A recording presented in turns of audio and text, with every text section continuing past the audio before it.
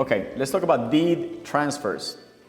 So when you represent a buyer or a seller in a transaction, there's a lot going on if they're getting a mortgage. But if they're buying it cash, all there is a title policy or title search, title insurance, and a deed.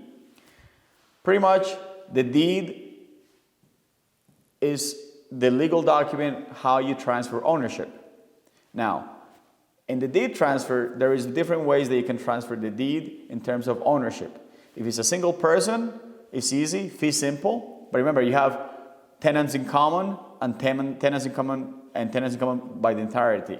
So we're going to have the title company talk about that. But pretty much when you're doing a deed transfer, you charge less money if there is only between family members. You always pay transfer tax unless there is a family relationship. So between parents and children, between husband and wife, between brothers and sisters, there is no transfer tax. But if there is no blood relationship, there has to be pay transfer tax. So when you do, if somebody comes to you and say, hey, I want you to help me transfer my deed, you can do it, but make sure that you know if they are transferring to a related party or not, so you can tell them what they have to pay.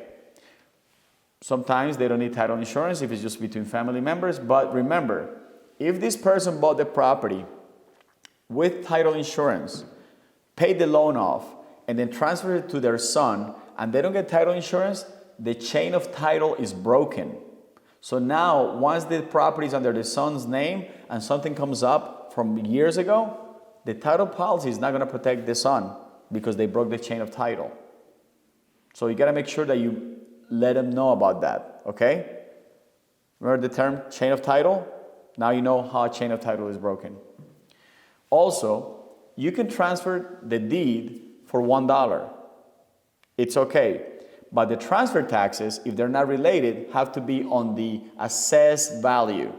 The assessed value that the township or the city has on the property. Or you can say, I sold it to this person for $50,000.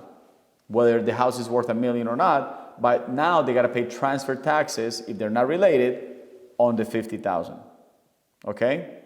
So you can do it for $1 and pay transfer taxes on the assessed value, or don't pay transfer taxes because it's a family member, or do it on an X amount of dollars and pay transfer tax on that amount. But remember, if I'm transferring my house to John and he's not my family member and I say that I'm selling it to him for $50,000, now I have to report that sale on my income tax unless it's my primary residence. So there's a couple of things there that you have to be aware of.